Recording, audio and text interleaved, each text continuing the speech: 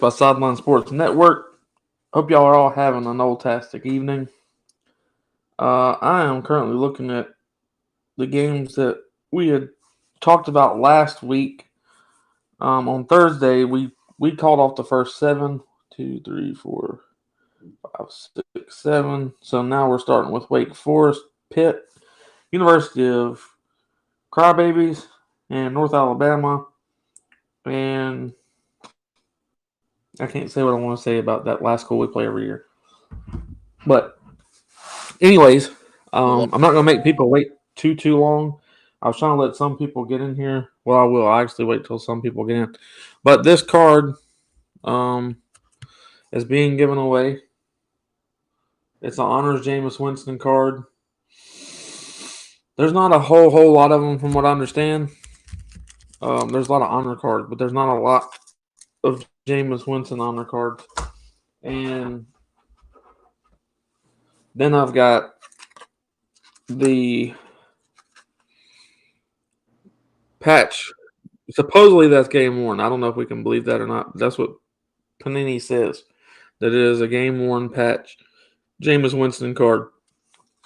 And supposedly you can put in this number on the back from the back of the card, and it will tell you what game he wore that in.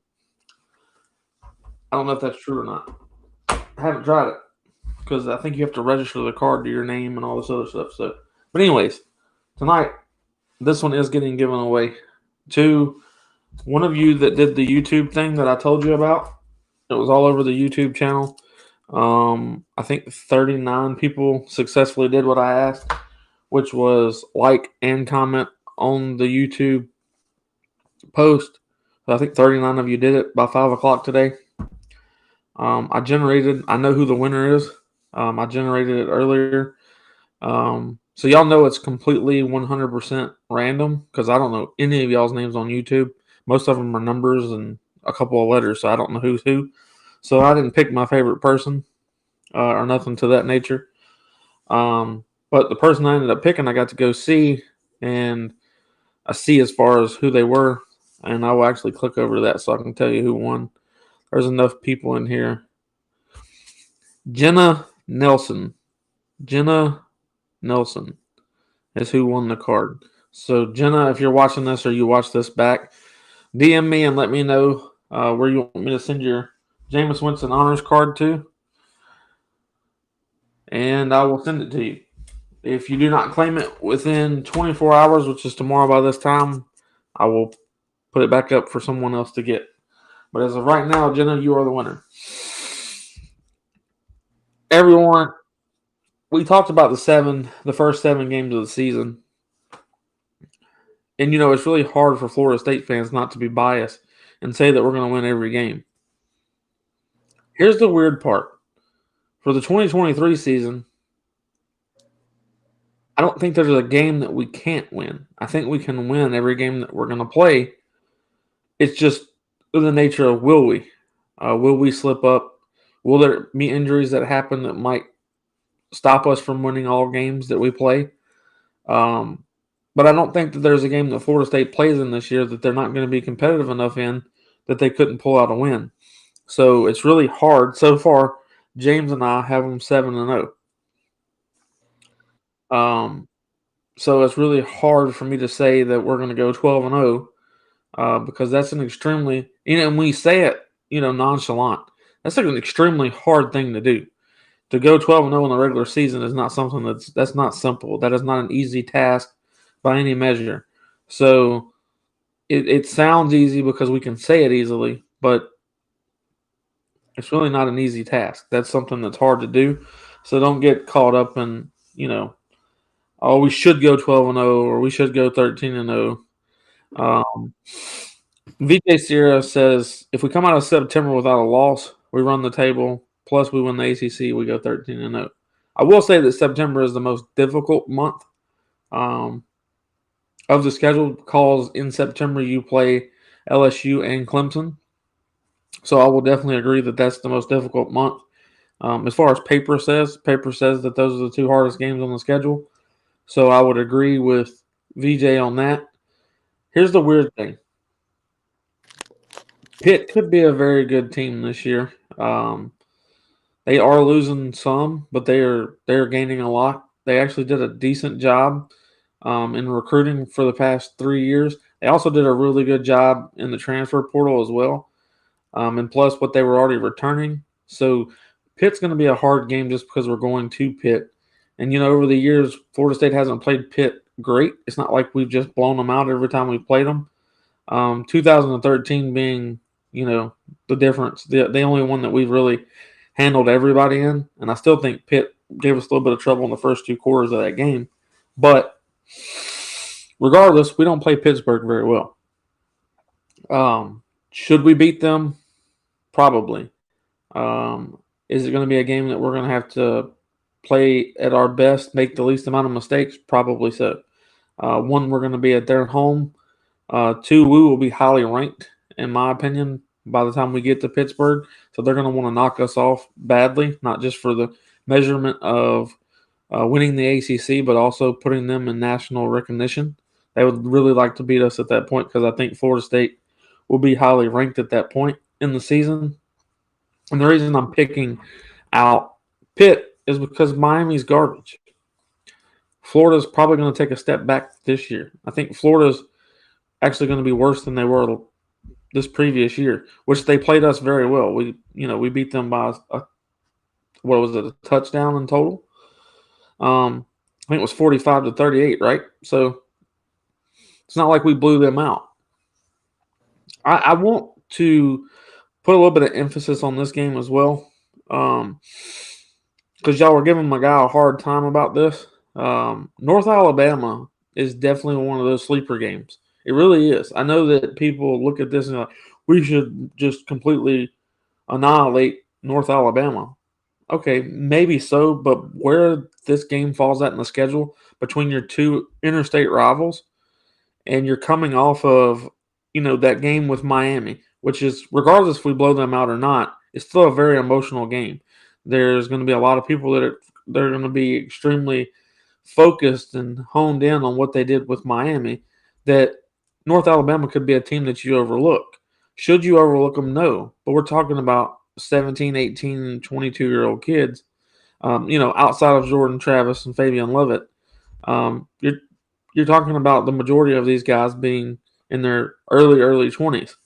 So it's a very possibility that you look at North Alabama and, we're going to annihilate them the same way the fans think, and then you end up in a 3-point game.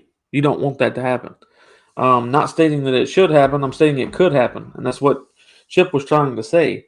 That it's one of those games that is just weirdly scheduled, that it's just, FCS or whatever enough that you don't worry about it.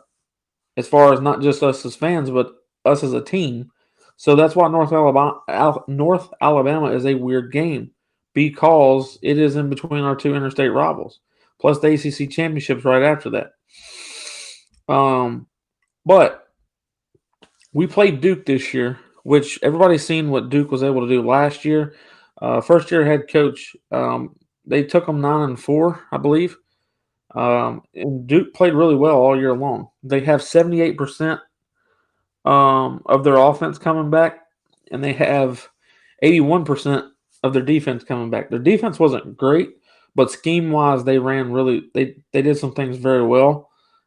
So those two teams, Pitt and Duke, ACC wise, are the ones that I'm worried about, that could potentially give us trouble. But I'm not saying that they will. I'm just saying that it could. It could be. I don't expect Virginia Tech to give us much of a fight with where they're at. Boston College is probably going to be second to worst, if not the worst team in the ACC. And then you've got Clemson that, we've already talked about. And I told you Clemson was a 50-50 game.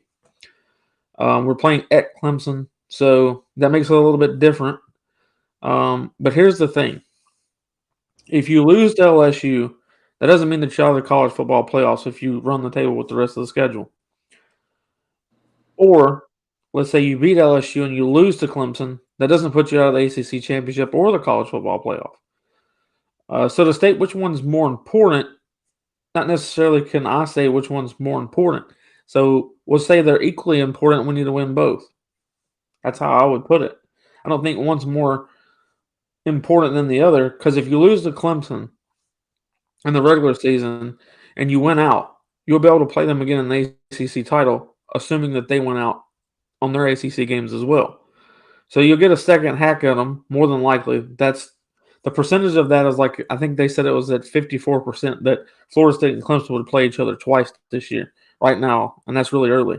But you could also play LSU twice this year. If LSU runs the table in the SEC, and they end up in the SEC championship game with one loss or no losses, and they lose or win the SEC championship, they'll probably end up in the college football playoff. And then if you win the ACC championship with only one loss, then you're more than likely going to be in the college football playoff as well. So it's a very possibility that you play LSU twice this year. It's very possible that you play Clemson twice this year.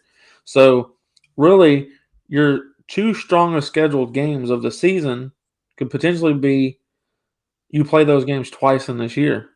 So it's weird to look at, but it is very possible. When they have a 12 team playoff in the near future, you could play these teams three times, which is also very weird, but it could happen. So we better get used to that. When you start doing playoffs the way that the NFL does, you can play teams multiple times a year. It's very possible. So, if you mind if I interject, FSU is now in a spot they haven't been in since 2014, 2015, maybe. We went from the hunters to now we are the hunted. correct. We haven't had the success that we had last year in several years. Um, we're not taking anybody by surprise this coming year. The three hardest games on our schedule are going to be Pitt, Clemson, Duke.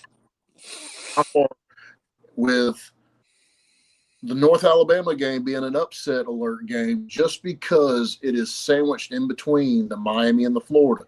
You're going to have the highs and lows and possible injuries from the Miami game and the possibility we could be fixated on the Gators next week and overlook them.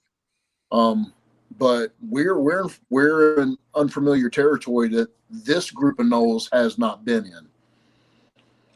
Yeah, I completely agree, Chip. I think that exactly what you just said, LSU, Clemson, Duke, and Pitt are our four hardest games of the season.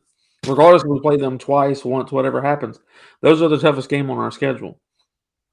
It is weird to say that Duke is one of the toughest games on your schedule because Duke hasn't been good in ever. I don't know if they've ever been good. So it's really weird to say that, but that new head coach at Duke has really turned things around. The amount he maximizes all the talent out of his kids and Absolutely. won't out of your head coach. Absolutely.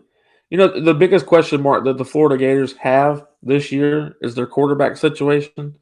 Um, and here's the thing, though: we don't play them until the last game of the season, so though whatever they figure out, they will have it figured out at their best ability by that time, unless an injury was to happen to the guy that they portray that's going to be their starting quarterback. So that's something that you watch out for during the season. Keep an eye on who the starting quarterback is for the Gators. Keep your eye on injuries. Whether it doesn't have to be an injury that keeps him out of the game, but it can be a lingering injury that causes him not to play at his top, at his best abilities because he's dealing with a nagging injury. So Miami obviously knows who their quarterback is, but he also wasn't able to stay healthy throughout the year last year. Tyler Van Dyke was hurt multiple times during the season last year. He gave us no problems because I don't recall him playing. He might have. Yeah, he played against us. But he didn't give us. We had three of them play against us, if I'm not mistaken. So no quarterback really gave us problems except for I think it was Johnson was his name, and that was because of his ability to run, which Florida State struggled with last year. We struggled with running quarterbacks. We struggled with Malik Cunningham.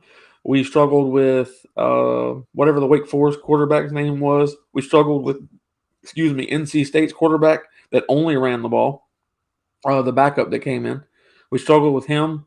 Florida State's got to do a better job in the linebacker position at putting a spy on that quarterback and doing what's necessary to keep him contained, regardless of what's going on in the game. Because if you continue to allow them to open up the quarterback rush game, um, that's not going to be good for Florida State. We're not playing against a bunch of Jordan Travises. Like, if Jordan Travis was playing against Florida State, we would be in serious shit because we, for some reason, can't stop decent running quarterbacks. One that can run at Travis's ability, we would be hyperly in trouble. Clemson's got Klubnik as their starting quarterback. He could be something good. I don't think he's going to get it figured out all the way this year, especially by the fourth game of the season. I don't think this young man has it all figured out. I think Florida State can take advantage of that and put pressure on the quarterback with a lot of different blitz packages. Get in his face quickly. Will we necessarily get to him before he throws the ball off? Maybe not, but probably throw off. He probably won't make it to his target because of hands in his face, etc. So I think the game playing Clemson early is an advantage to us. I think it completely eliminates the advantage of them being at home, personally. Then that's my personal opinion. So I'm kind of dissecting these games kind of all over the place. Syracuse, they're losing a lot. They're losing their best running back. I don't know if their quarterback's coming back or not. Regardless if he is or isn't, their offensive line lost a lot. Syracuse does a pretty good job of makeshifting an offensive line, but this year they're going to be without a lot of experience, so I think that they're going to be down and out as well. And then when you bring in people for Florida State like Edmond, Jared Verse is coming back. Derek McClendon is also coming back. Pat Payton was defensive player of the rookie player of the year. And then that Edmond kid that we brought over from South Carolina at DE. And then Fisk is that guy that can play defensive tackle and defensive end. So we've got a lot of pieces on the defensive line that should allow us to get way more pressure on quarterbacks than we have in the past couple of years. Because you see, after rotation one goes out, we kind of lack the ability to get to the quarterback or put pressure on him. Like when Fabian Lovett was out for that 4-game stretch that was most important in the season last year, we could not get pressure on the quarterback for nothing because they could double team the end, and it just wasn't good for us. We weren't able to do anything. Now, even if you do end up with a couple of injuries, your 1 and 2 rotations are still very good to the point that I think you're going to be able to get pressure on the quarterback regardless. So that's why I'm giving Florida State such a huge shot at going 11-1, 12-0. That's the reason that I'm on this whole scenario of the possibilities that Florida State could pull that off. And the other thing is the offense, what it's already bringing back on top of what they just added. You know, when you add a 6'7" tight end in Kyle Morlock, you add a 6'3" Jaheim Bell that's also a tight end position, but he's more of a twinger. He can do slot receiver. He can do outside receiver. He can also do some things running back wise. That guy's a dynamic weapon that we're going to be able to use, and I think that that's going to help us. Biscuit really was coming on close to the end of the year, being the other tight end. So I think Florida State's got a lot of offensive weapons that we brought in on top of we didn't see Winston Wright. Winston Wright's going to be a jolt of lightning this year for Florida State fans. Winston Wright is going to be, by the end of the year, he is going to be a Heisman contender. I'm going to go ahead and call that kid has more intangibles than Percy Harvin did with Florida. You know, on my shot. I don't blame you for calling that shot, to be completely honest with you. If you get to see him practice, if you got to have seen him at West Virginia utilized him, but he didn't have anybody around him, really. So what he was able to do at West Virginia was double impressive to me because of not having what he needed around him to do better. It wasn't the greatest blocking scenarios. He didn't have a whole lot of help as far as time to be able to get out and get open because the offensive line wasn't great. Quarterback play was average, so he didn't get the ball in his hands as much as he should have. Now with the type of offense that he's on, I think that it's going to be an extremely satisfying feeling for Florida State because Winston Wright's going to get that time to get open, and he's one of those guys that's a threat to take the ball to the end zone every play. He's that fast. He's that slippery. He's that elusive as far as running goes. He's very dangerous in the punt return game. You can go look up Winston Wright highlights, and that's the first thing that's going to pop up is his punt returns or his kickoff returns, either or. So Winston Wright's going to be huge for Florida State. I think Hakeem Williams comes in. Yes, Hakeem Williams from 2023's class. I think Hakeem comes in and produces for Florida State early. I think he ends up with a few hundred yards this year.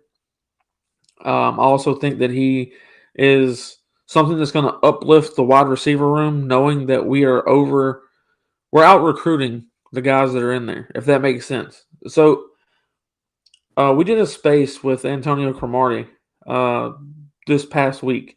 So if you don't follow me on Twitter, make sure that you do, because a lot of times we get no legends like Antonio Cromartie on with us, and they talk to us and they talk with us about things.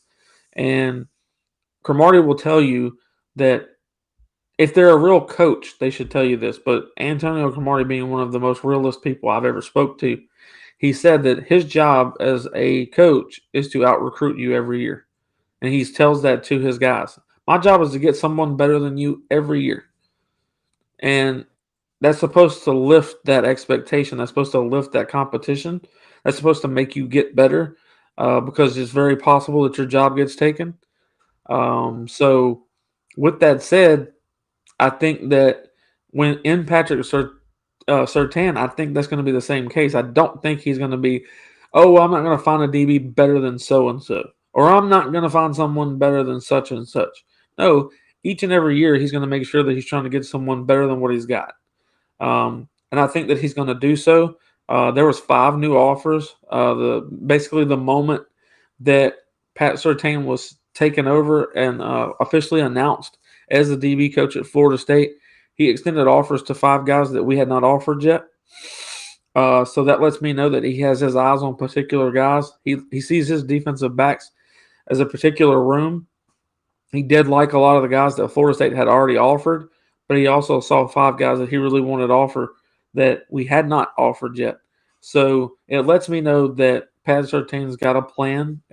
He's planned strategically to get this set of guys in because he can do such and such with. A lot of people keep asking this question: who's going to be Florida State's safety? Who's going to step up and do that now that Jamie Robinson has backed off and left? I believe that Shaheem Brown is going to take a huge step forward this year. I think he's going to be a great player. I think he's going to be able to run downhill, pin his ears back kind of safety. And I wish everybody was on that Antonio Cromartie space, because Antonio Cromartie said it's a lot easier for a good corner to go be a good safety than it is for a safety to go be a corner. Corners can play both easily, whereas a safety, if that's what he's played his entire career, it's not easy for him to go and play as a corner. It's a lot to do with angles, a lot to do with physicality, stuff to that nature. But the amount of knowledge that Antonio Cromartie put out on that space literally had every Florida State fan that was listening drooling. Everybody was just sitting there like, huh? Like, he's just explaining stuff into a nature that other people can't, especially about the DB position, being who he is and doing what he has done. He can explain it to a measure that not only in layman terms that we can understand, but he gives you just enough of that nerd talk in football that it just gets you lit up and ready to go. So the things that he was able to explain about why Ronaldo Green was a great corner himself, why he feels like Azaria Thomas is going to be an amazing cornerback for Florida State, and he thinks that either one of those guys could move to safety on a certain package and do just fine. He also thinks that Shaheem Brown is going to take that step forward. I want to say that it was Gant or someone else that he had mentioned that could really step into the safety position and do well. But you also got to remember that it's freeing up a little bit of who can play at safety with us bringing in. Because I told people I think Conrad Hussey is going to be an instant impact like Azaria Thomas was. I think Conrad's just as good, and I think Conrad Hussey can have some legitimate play time coming in 2023. So I believe that we've got guys in the DB room at depth that we will be able to pull off what we need to pull off, and we won't lose too much with Jamie being gone. Chip, I do have a question as far as offense goes. Do you feel like Florida State is going to be a run first team, or do you feel like we're going to rely on those deep passes because we've got such a such a big body in wide receivers and also tight ends? I mean, are your thoughts we're going to still run first, establish that, and then we'll go to the pass? I think we're going to start off the year as a 50-50, more of a balance, running the ball first, and then J Trav hitting them over top.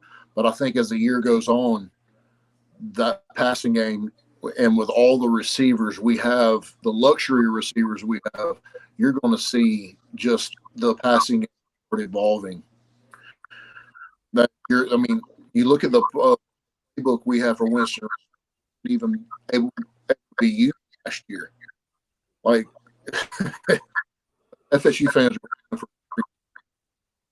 Yeah, I completely agree. I think that Florida State will be that 50-50 looking team. And I think that here's the cool part. Whatever a team is really good at, let's say that they're great at run stop, Florida State will be able to start picking them apart as far as passing goes, which will open up that run enough to where both of them become dynamic in that game, or vice versa. If they're really good at pass protection, that we're going to be able to run the ball down their throat enough that it brings those guys up, and then we end up getting a couple of plays where we burn them. I think Florida State's got enough talent on offense to pretty much do whatever they want. It's kind of when you start looking at Florida State's offense, it's kind of unfair. There's not going to be a lot of DBs or a lot of linebackers that can cover the types of wide receivers that we've got, and also throwing in the Lawrence Toa Phillies that is in the backfield as a halfback, or also, be able to control Benson at all times as well. Like, it's kind of unfair. And then once you get all those guys, if you can get them all figured out on how to keep them contained, then you got to contain Jordan Travis. And I don't think that any defense, other than maybe Georgia, could really give us problems. I don't think that there's going to be a game that Florida State don't score at least 30 points in. Personally, I think Florida State's going to be able to put up points against anyone that they play. And I think that it's up to Florida State's defense to just get a couple of stops during a game. It's not going to have to be a whole lot. They're not going to have to exhaust themselves. I think that Florida State's going to be able to outscore most people that they play, if not all people that they play. And all the defense has got to do is make five decent stops, and we should be able to win that ball game. I know what I say is not going to be a popular opinion. This Florida State team, by far, can be more explosive than the 2013 team, and we know how explosive that team was. There's that much more talent on this roster. He says it's not going to be a popular. It's not going to be popular because a lot of people think the 2013 team was, one of the most explosive teams we've had, next to, the 99. And Here's the difference, Chip. It is one of the most explosive pro-style offenses ever to play the college game. But we're not playing pro-style football. We are playing this RPO system / spread offense that Mike Norvell has came up with itself. Like, everybody wants to call it an RPO, and it's really not. And everybody wants to call it a spread offense, and it's really not. Because of the mixture of both, it's Mike Norvell's system. Like I keep telling people, there's not a specific name that you can put on this offense and it be 100% correct. Like, back in the day, you had the West Coast run and gun offense. You knew what that was. Everybody knew what that was. With Norvell, what he has done, being able to kind of mesh both of these different offenses together, it really doesn't have a name. It is Mike Norvell's RPO spread offense. Literally, that's what you hear some of the greatest analysts say. Like, there's not a specific name you can give this offense. So I think that what Chip is getting at is actually true, as far as being we could be more explosive than what the 2013 team was, based off of the amount of more plays that you can pull off. The spread offense that you're going to be running is going to give you let's think about this. In a pro offense, you've got 4 routes. One's a hot route. Maybe a guy comes out of the backfield. Very, very normal offense back in 2013. The way the game has evolved, This is why Jimbo Fisher is having so many troubles at Texas A&M. He's trying to run an offense that was popular back in 2013 and 14. Everybody has came accustomed to how to stop that, so it doesn't work anymore. Um, Athletes can out athlete others, but when you get equally matched, that pro style offense is very limited to what it can do. Well, when you have the type of athletes that Florida State has for 2023, and you also scheme things so smart that you just can't cover everyone, as long as the offensive line holds up and gives your quarterback enough time, he'll be able to pick them apart. That's the greatest part. The offense is definitely playmakers from totally no, and that's exactly what Chip's getting at. Like, this isn't a pro style offense. We're not limited to just a couple of routes. Florida State's going to be accustomed to being able to have three hot routes in one play. Like, believe it or not. Because my question is, if we have a two tight end set and you've got a two running back set and two wide receivers out, if I'm not counting off, I might be off by one player, but let's just say that I'm close. Who's going to cover all those guys? If you've got Jaheim Bell in, Kyle Morlock, Johnny Wilson, and on the other side, just say Michael Pittman, and then you've got Lawrence Toafili in the backfield, and also have Trey Benson in the backfield. Who's going to cover those two wheel routes, and who's going to cover two 6'7" monsters, and who's going to be able to cover Jaheim Bell at the same time? There's not a defense that's geared enough to do that. It's not going to happen. So I think you're going to see Florida State get played in a lot of zone, to be honest with you. I think a lot of defenses are going to play off. They're going to give us a lot of cushion, and we're going to pick them apart by going down the field to where all defenses don't start really putting pressure on us till we get into the red zone. Then you're going to see a mixture of things because they don't want to give up the big play. Because at any time, Florida State could go for that deep ball. And Jesus, they've got just a number of guys that are going to be able to jump ball or out jump you for a ball. So they're going to try to eliminate that with double coverages and more DBs, less defensive linemen. So that's where it tells you to run the ball in between the hashes. That's what we're going to do. Depending on what we see, I think Florida State's going to be one of the most dangerous offenses in the country. They already were last year, and all we've done is add to that. So what Chip is saying is not far-fetched at all. It's actually right on top of what you should be expecting from Florida State. They actually should be one of the most dominant offenses and also more explosive than the 2013 team. So if y'all want to run and tell everybody that we've absolutely lost our minds, that's fine. But I'm telling you, if you know the game, this team should be more explosive than what the 13 team was as far as offense goes. That's exactly right. Totally no. His offense is designed to find the numbers and hence the mismatch. It's 100% correct, and that's what I'm saying. With the playmakers that he has on offense, I don't know a defense that's going to be able to say that there's not at least two mismatches on the field at all times. Like, I don't know a defense that's that good, especially in the ACC. I think LSU is going to struggle with this right out of the gate. Like, everybody's worried about LSU being good and what they're bringing back and how well that they did in the transfer portal. And I'm like, guys, here's the difference. They were number one in the transfer portal. We were number two, but we were already better than them. Mm-hmm. Obviously, we won. Everybody's like, well, we barely beat them. Not because they did anything right, but because we messed up. See, Florida State allowed enough mistakes to allow LSU in the last 5 minutes of that game to have the opportunity to come back on us. If Florida State wouldn't have made those goofy mistakes, that game would have been at least a 17-point victory. We should have been up by 17 at half. And we made mistakes to allow that not to happen. And that's first game jitters, blah, blah, blah. I know we had a week 0 game. That shit don't count. You didn't play against this type of talent. So what Florida State was able to do last year with just being able to get that signature win over LSU was to prove a point that Florida State was on its way back. That climb was actually started, and we were actually started at a quite vast point, and we've done really well. So, Chip, the other question I'm going to ask you about defense, which is obviously the opposite side of the ball. Actually, I'm going to change this. Florida State, year one under Mike Norvell, and year two as well. Our special teams looked horrendous. We had muffled punts. We didn't look like we knew what we were doing half the time. We also had missed field goals. We had a lot of things just go wrong on special teams. Do you think Florida State exceeds what even they did last year on special teams, and we have a good special teams unit this year? Looks like as soon as I asked him the question, we lost him. So, hold on, there he is. He's back. Trying to get his camera right.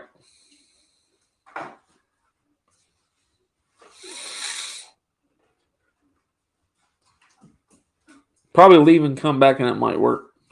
But what I was asking Chip was if we think that the special teams is going to be even better than what it was last year. Because it vastly improved because we had huge issues with muffling punts. We had huge issues even with kickoffs. We had a couple that went out of bounds, gave people the ball at the 35. There was just a lot of things that happened on special teams that made Florida State look goofy over the past couple of years before last year. Last year, I gave our special teams a B rating. I think Florida State could, improve as far as field goal kicking. Obviously, I think we could have improved off of kickoff return, punt return. A lot of times we saw the fair catch wave for, regardless of which one we were getting. And those things are fine. When it makes sense to do a fair catch, you do so. But I think that even the special teams is set up for explosiveness. Now, I think Florida State should try to explode some of those plays that happen on special teams, like Trey Benson did on running it back against Boston College. We need to see more of that from Florida State. Patrick Surtain made a comment that he wants to make Florida State better about turning the ball over. That he thinks the defense should do better at turning the ball over. I think we ranked somewhere in the 80th, somewhere 80 something. And I think that Florida State needs to do a better job of that as well on defense. I think that Pat Surtain's right on the money with what he's saying, and I think that he's going to probably turn that around for Florida State in just this short period of time. Something else that Antonio Cromartie had said on there, that you don't need a whole season or you don't need a whole lot of time to get a safety in the communication level, because communication was a big thing. As far as being a safety, you have to communicate very well to be a safety on the defense, because a safety essentially is the quarterback on defense. I used to be told it was a middle linebacker. When I played, it was. Well, now that you've got all these different sets, I can see where the safety is definitely the quarterback of the defense. So I think Pat Surtain is going to do a excellent job at that.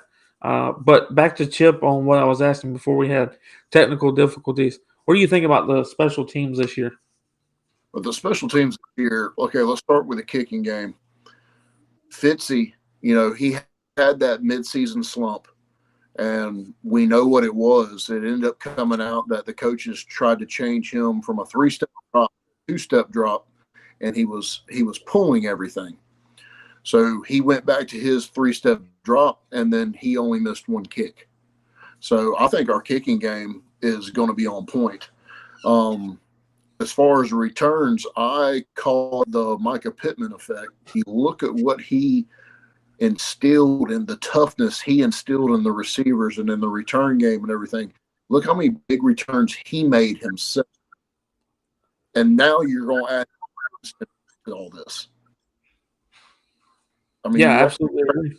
I expect to see less of Trey Benson in the return game, because he's going to be our beast in the backfield. Our punting game, we're good punter. We're going to have. I mean, this is not Mike Norvell here. You've seen how much it evolved into 2022, where we had a really, really good special teams. Now, 2023, let's add in the part where, we're, the blocks. Like, we had blocked extra points, field goals. Let's start adding this into blocking the punts. I'm telling you, we haven't seen everything that Norvell has in store. And I think that that's exactly what he's doing, is adding those pieces to make those things happen. I think with, the add of what's the corner name that we added from Virginia? Why can't I remember his name? He was like the number 2 corner on the whole board. Wow. For some reason, I can't remember his name for some reason. It's escaped me. But anyways, if it comes to me, then I'll bring it back up. But the safety that we had transferred from Virginia, Cypress, thank you, Fentrell Cypress. I think what Cypress is going to be able to do is give you those abilities on special teams to block punts. I also think he's going to give you the ability for more turnovers as far as interceptions go. I also think he's a hard hitter, and he's going to knock a couple of fumbles loose this year. I don't think people realize just how good Fentrell Cypress is. I think, if you go back and look at what he did at Virginia, again, he didn't have the greatest players around him, so it was kind of all on his shoulders to show up. And a lot of people think that when you have good players around you, then the shadow happens over you, that you're just not seen as much because you're not the only one making plays. Not necessarily. Actually, the better the players are around you, the less that Cypress has to worry about. He's got to make sure not have to make sure that everyone else is doing their job, so he doesn't have to make up for it. So when he gets focused only on what his game is and what his job is on the field, he will actually do a better job than what he even did at Virginia. See, when people say these things, it's not just a cliche. Football is the biggest team sport out. Like, there is not, in my opinion, a sport that requires more team play than United States style football. There is nothing that requires more guys on the same page, holding on the same measurement, holding on their job and their job only. For when they do their job, that's why I think the 2013 defense was so good, because you didn't have to ask Telvin Smith to do his job. You didn't have to ask just multiple guys. Jalen, you didn't have to ask people, were you going to do your job? Everybody knew they were going to do their job. So it gave you the opportunity to only focus on what you needed to do. And I think that's what Cypress helps bring to the table. I think Azaria Thomas is going to bring that to the table. I think Ronaldo Green is going to bring that to the table. I actually think our DBs are going to end up being one of the best backfields that there are. If not the best in the ACC, then they will be one of the best in the nation. So I think that Florida State, there's not a whole, you got a lot of people saying Florida State's going to go 12-0. Florida State should go win a natty. Florida State should do this. I'm not stating that we should go win a national title. What I am stating is that we put ourselves back on the national conversation. We should be at least talked about in that playoff. We should be a team that is at least scaring those that are above that. I got to call out this super chat, which is from my guy William McMillan. Who is the next commit? William, I can't just say who the next commit's going to be. All I will say is it's a huge impact player. He's going to do a lot for Florida State, in my opinion. He's one of those guys that could do something as soon as he comes in the 2024 class. I like the Hakeem Williams. I think that Hakeem and Conrad Hussey are both going to be an instant impact for Florida State. The gentleman that's going to commit next could be an instant impact player for Florida State. I will tell you to continue to follow what I've been putting out. And William, if you haven't become a member yet, there's more information that I've put out there about who's committing next. But I won't take a commitment away from a kid, so I won't just blur his name out. So I give people options and kind of read between the lines and figure out who's coming.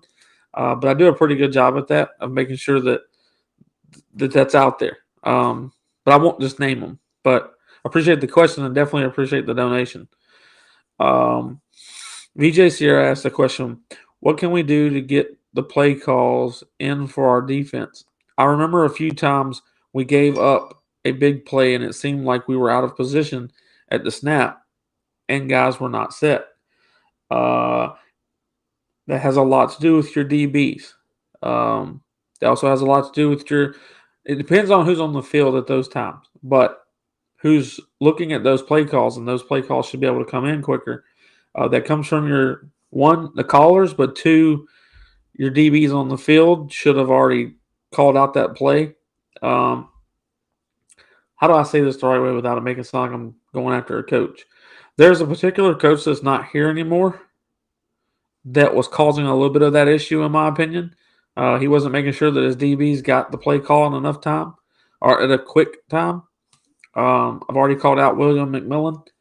Um, so with that, I will say that Florida State should have less problem. The only time that you should see Florida State ever out of position is someone's going extremely quick tempo, and it's just so quick that it doesn't make sense.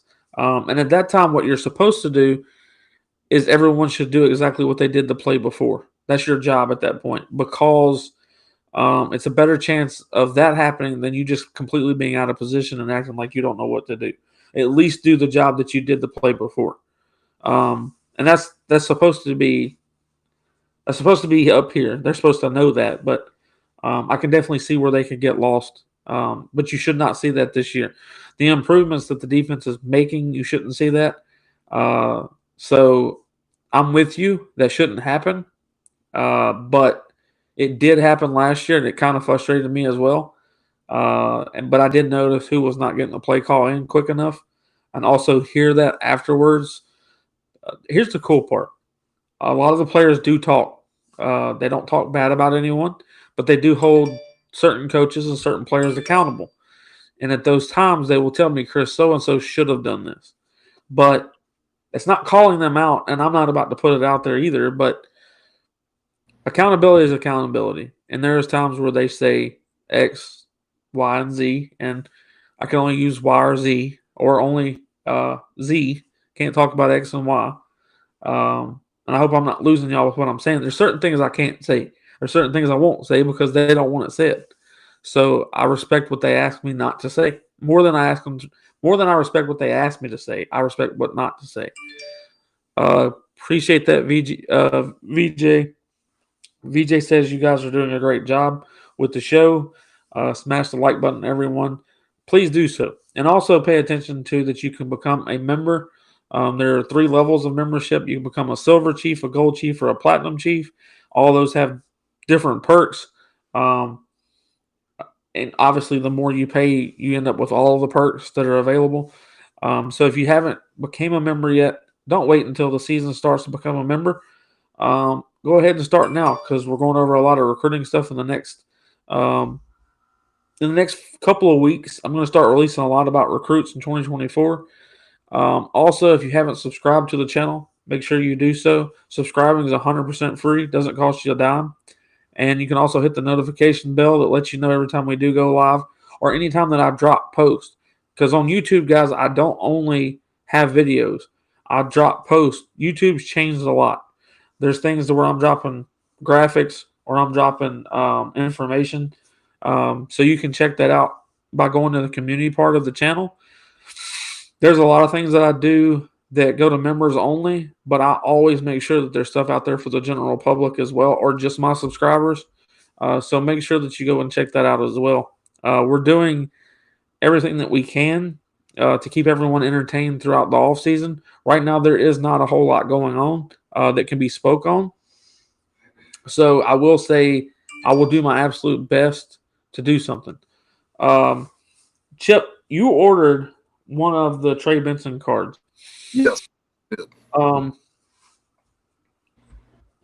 You ordered the Tennessee Street one, right? Ordered the Tennessee Street Stadium Drive one, and it is phenomenally just great. So I got this one from Trey Benson. It's his 1,000-yard one. Yes. So I'm hoping that Trey Benson hits 1,000 yards in rushing this year. These are very, very beautiful cards. You can see them. I'm going to turn it to the sides that you can see that this ain't no flimsy card. All that white in there that you see, that's the card. It's very thick. It's made very well. And there's his name on the back. That's the card number 2 of 3. It's a very, very well printed card, very well put together. There was only 10 of these of the 1,000-yard cards. And then I also got the flame background card as well. There was only 15 of these. And this one's his jersey number, 3 of 15. It's also, as you can tell, Dokes in the back. It's a very, very well put together card. Right now, Johnso just dropped a 3 signature card. So it's a 3 auto card. It's Tatum Bethune, Renato Green, and Fabian Levitt. It is a beautiful card as well. Go check out johnso.com or johnsocreative.com. Make sure that you put in the comments sporadic so he knows who sent you, and he'll make sure that he puts an extra gift in the box. So make sure that you put in there if you order one of the cards that sporadic sent you, and he'll give you an extra gift in the box. That could be a decal. That could be anything. I don't know. He's got different stuff that he puts in there, but I do know one of them is a decal. And as a matter of fact, if you buy one, I will send you a Sporadics decal. So let me know that you bought one, and I'll send you a Sporadics decal for free. You have to show me that you actually ordered one, and then give me your address, and I will send you a Sporadics decal as well. I'm trying to help Joe out as much as I can. Joe used to do a lot. When I say a lot, he was around before K Camp. Joe was. He worked for Florida State. Joe also makes a lot of graphics for the guys that are coming in. So make sure that we go and support him. These are NIL deals for the players.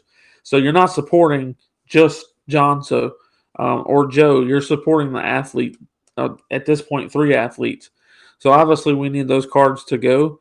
Obviously there's only 200 made. So please make sure that you go and purchase one. And there'll never be another one printed. So you'll have something of Florida State history that there's not going to be another one of. This is the only 200 3 signature card of those 3 guys together that there will be. So make sure that you go and get one, and you have part of Florida State history. Believe it or not, there's still some Trey Benson cards left. So if you haven't got your Trey Benson card, make sure you get one of those as well. Chip, with that, do you got any statements that you want to make about Florida State's 2023 season, or anything that you want people to know before I let you go and then finish this thing off? Yes, if you have not picked up your tickets for the spring game, pick them up, because I have a very good feeling we're going to see history in the making. This season is going to be a season for the ages. Where we are not going to have this collective of everybody together again. A lot of the guys that could have went to the draft here didn't go in the draft because they wanted to accomplish one certain goal as a team. They wanted to make it to the playoffs and let the cards fall. And I'm just excited about this. I completely agree. I do believe that the spring game sells out this year, so make sure that you hurry up and get your spring game ticket, because I do believe that we'll sell out. Also, make sure that you follow Chip on Twitter at Chip Westerly9. Is that correct? Yeah. At Chip Westerly9.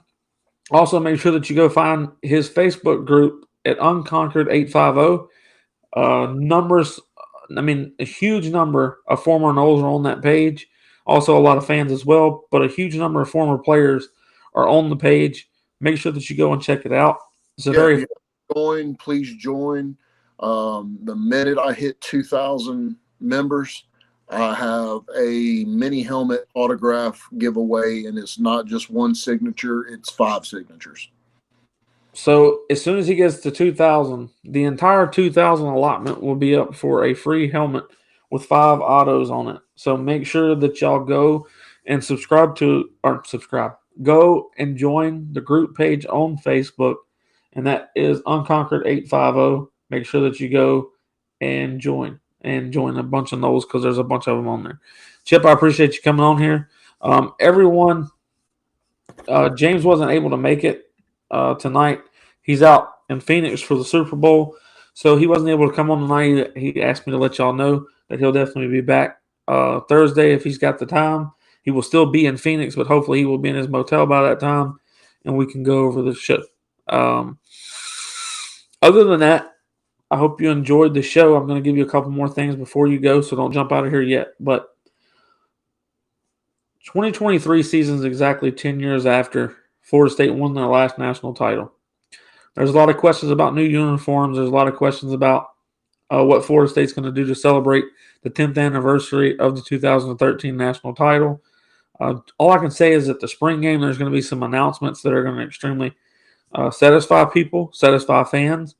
There's some things that are also going to come out in the near future that are going to set Florida State up for the future and also excite the hell out of us fans. Florida State is doing a really good job under the new president and also the new athletic director in Michael Alford. Michael Alford is doing a phenomenal job. If you haven't become a booster yet, make sure it's also 30 years after 93, VJ. That is correct. So we've got a 10-year anniversary and a 30-year anniversary for national titles at the same time. So everybody be on the lookout because things are going to happen this year. But if you haven't become a booster yet for Florida State, make sure that you hit up my guy, James Warren. He is the booster rep that we all use. Make sure that you go and check him out because he is giving people the best deals they could possibly be given. If you just renew or you just sign up to be a booster online, everything's, 100%. There ain't a whole lot of help that's going to happen. You're in line, wait your turn. And it's going to be an automated system that does so. So if you contact James Warren or if you talk to other Florida State Seminoles that have used James in the past, they will tell you how much he helps, how many times he's given them free tickets, or how many times that they've been able to get such and such upgrades because it was available, etc. So make sure that you go sign up through James Warren and let him know that Chris sent you from Spirit Addicts. Also, before we go, Totally Noel just hit us up with an $8 dono. And he said, hit the like button and join. Go Noles. I appreciate that, Totally Noel. I really do. So I had 2 donations on this one. And I really appreciate both of you for doing so. I also appreciate everyone that is a member. I also appreciate everyone that is subscribed to the channel. Y'all are doing a great job. Where do you purchase the spring game tickets? Chad, hit me up after the show's all the way over. Totally know if you need to renew your boostership. Also hit me up on, if you got Twitter, hit me up on there. If not, hit me up on YouTube in a post. Just comment, and I will get you connected with James Warren so he can get you hooked up. But with that, everyone, Florida State's got a lot of special things. Also, the scrimmage game for the girls softball team just took place this past weekend. It was absolutely amazing. They had Mac Leonard mic'd up. Go check that out on Twitter or at Seminoles.com. It's really cool content to hear her while she's on first base or batting or when she's running the steal a base. Some really cool things happened while she was mic'd up. So go give that a check, and you'll enjoy the content. And the girls softball team is doing an amazing job. They're already projected to win the ACC, projected to make it to the Women's Softball World Series. So make sure that you go and support the softball team as well. And if you are a multiple sport booster, you definitely can get some deals that way by going through my guy, James Warren. So make sure that you give that all, keep all that in consideration. I'm giving you a lot of food for thought, but make sure that you keep all that close to you. Make sure that you go check out, one more time, go make sure that you check out johnsocreative.com and check out the new 3 signature card. And also he's got a couple of Trey Bensons left, so go ahead and pick up both while you're there. I do appreciate everyone. All the Spirit Addicts fans, love each and every one of you. If they're just a Florida State fan and you just deal with me because you love Florida State, I love you for the same reasons. So no ill will here. All love to the fans, regardless if you like the way I speak or don't. I really appreciate all the support from the ones that love, and I really appreciate the constructive criticism for those that criticize. So with that, everyone, y'all have a good rest of your evening. Hope you have a fantastic work day tomorrow on Tuesday. And go